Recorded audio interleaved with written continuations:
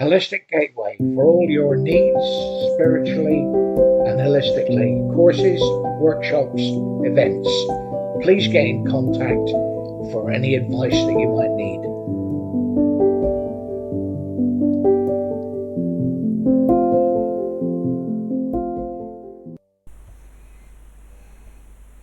Hello everybody, I hope you're well, and I've just come on to talk about something which is very close to my heart and something that I've been looking into and researching for quite a few years now, and it connects with a couple of the things that I'm doing, which I will explain to you as we go on. I'm going to talk about Atlantis and, as they call it, the Eye of the Sahara and the Riche structure, and also a little bit about Sekim and Reiki. This is my opinion, so I'm not telling you this is the facts. This is what I believe. So I wouldn't dream of doing that anyway. I will also quote you some numbers, which are photographs, pictures that are further on in this broadcast. So I'll quote you the numbers, and if you have the inclination, you can have a look at them later on. In my opinion, the Eye of the Sahara is Atlantis. The Eye of the Sahara is in northwest Africa. In fact, to be precise, Mauritania, and that is the top left-hand side, looking at the map of Africa.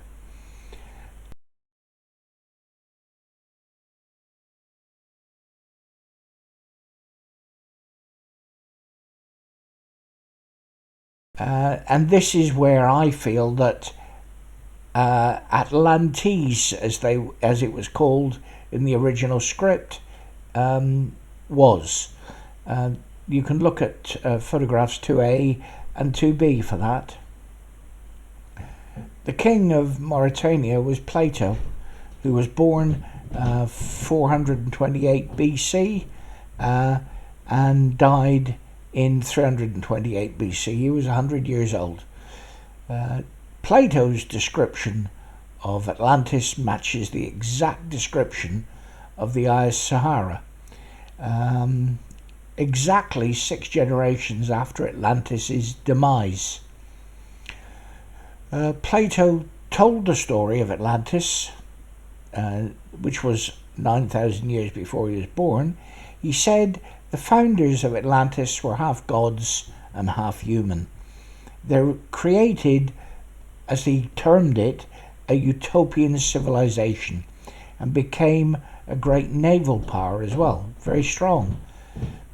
Their home was made of concentric islands, separated by wide moats and linked by a canal that penetrated the centre. Atlantis, the continent, was ruled originally by Poseidon's 5 sets of twins. Therefore, Atlantis had 2 to 10 kingdoms. The city, or the cities of Atlantis, one of Poseidon's sons, was the first leader, and that was his, as it was, city. The description of Atlantis is 23.5 kilometers or 15 miles concentric, 3 water, 2 land. The eye is the same size as the description by another historian previous to Plato called Herodotus, and he was regarded as probably the father of ancient history. It opens to the south of the sea and the mountains in the north, and the rivers coming from these mountains. You will see that on 3A, 3B and 3C.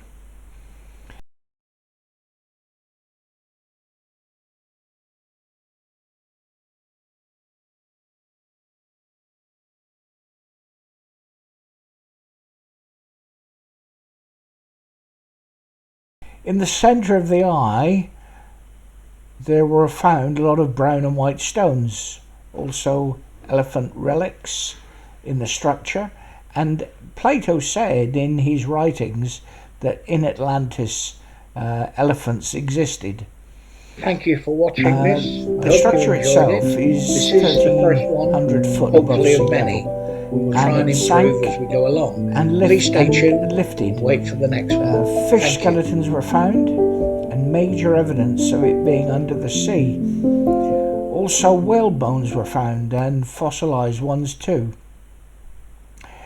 It proves almost that it sank more than once, and some people say 4 or 5 times. I tend to believe that it is 4 times. The centre ring produces fresh water, and the outer rings produce salt water. And the site itself is a natural phenomenon and not man-made in any way. It probably disappeared about 11,600 years ago when the sea level increased. But before that, it was towering above the sea. Other artifacts have been found, although they haven't done a lot of discovery there at all. It's been left. Jewellery, arrowheads and spearheads, cut with precision.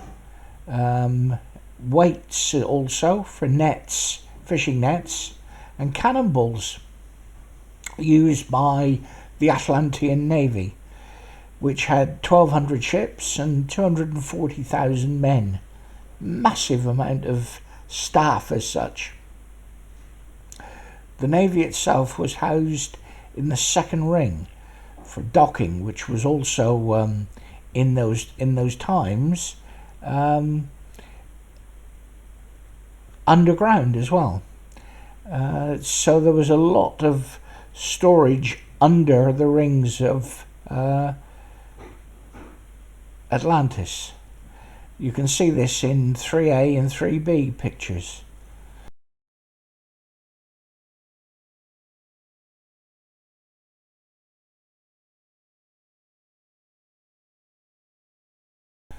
It is also likely that the Nile went past the eye as well then, because in those days Egypt and Africa were lush, very green, beautiful place to farm.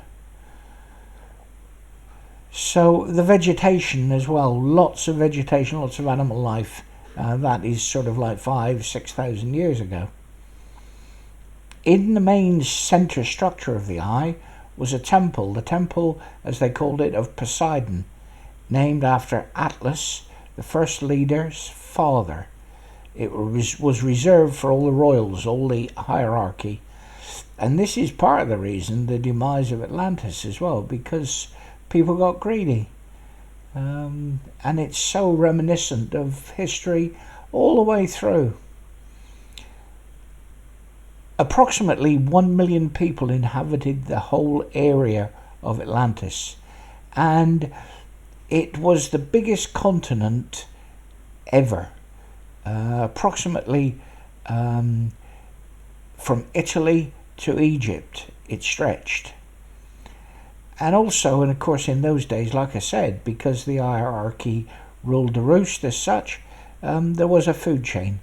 Some of the lower beings were just labourers and never got to the heights of priest or any other type of higher station. And of course, the higher up the chain you got, you were given more knowledge and you took further things from the availabilities of the food chain. Healing was something different again. It took place mainly after an assessment. So you would go to the priest or the doctor and he would assess you. You've been taken generally to a chamber, and this was like a room, and in the ceiling there was a hole, a large hole in the ceiling, and the sun shone through this hole. and below that hole they used to put a crystal in, depending on what was the problem with your body. And the direct rays of the sun used to shine through the crystal and onto the patient. Not only that, sound healing was done, and that was voice healing, and a sort of a simplified version of our tuning forks now as well. Thought transference, almost like our distant healing is now, ours being extremely crude in comparison to the way in which Atlantis did theirs. So their healing capabilities were exceptional. Also, they used numerology, Chaldlean numerology, which is different from Pythagorean numerology. Just very briefly, a little something about Sakim and Reiki.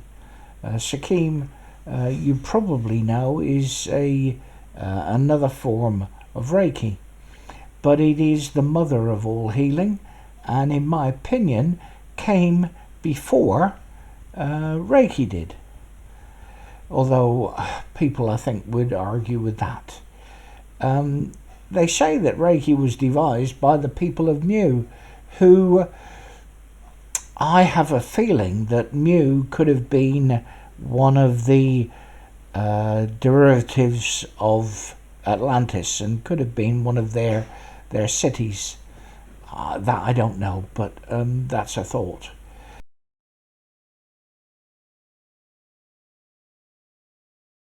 And also I feel that Mu did exactly the same thing as Atlanteans did on the fourth time of the island, or the structure I should say, going under the water. They decided to, the ones that could, leave as quickly as possible, and their objective was to go to Tibet, where you find a lot of people say that people from Mu went to Tibet. Also, some Atlanteans did as well. The distance from Atlantis, if it is where I say it is just over 6,000 miles. So you go across the top of Africa, and you then come to Egypt, which was about halfway between Atlantis and Tibet. A lot of people stopped off, and they decided to stay in Egypt because there was a lot of potential in Egypt, and maybe a lot of structures hadn't been built. And bear in mind once again that it was lush in those days too. Also, don't forget that Mu sank before the structure of Atlantis did, about 1,000 years, 800 to 1,000 years before Atlantis did.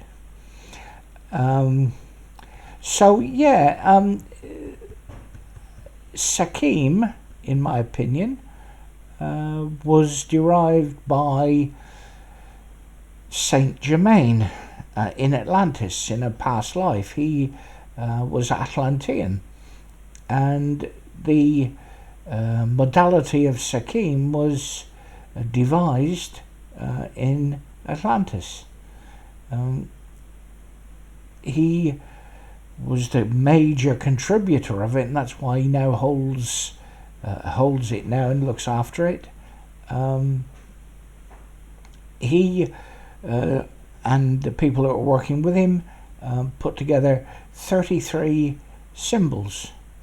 And because Atlantis was going through a very bad patch and people were abusing things, those symbols, a lot of them were taken away. And these symbols now are going to be found not too long away now, I don't think. So he, I feel, managed to get out of Atlantis when it went down for the fourth time, and he stayed in Egypt too. And myself in a past life, and the person that I was teaching at the time, because I was a priest, who is now my guide and teaches me, we came up with a more stable version of Sekim. And from that, in my opinion, Reiki was derived from it. And then Reiki went to Japan, and you know probably you know the story of its rediscovery by Mikao Yusui. The other couple of pictures that I've got in this chat is 5A, which is what the Eye of Sahara looks like now.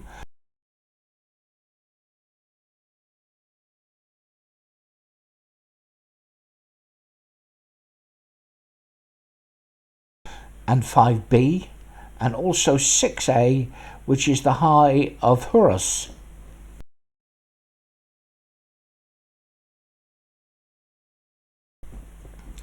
So that is a very, very basic intro into Atlantis. I hope that you've enjoyed this little chat, and I plan to do a lot more as time goes on.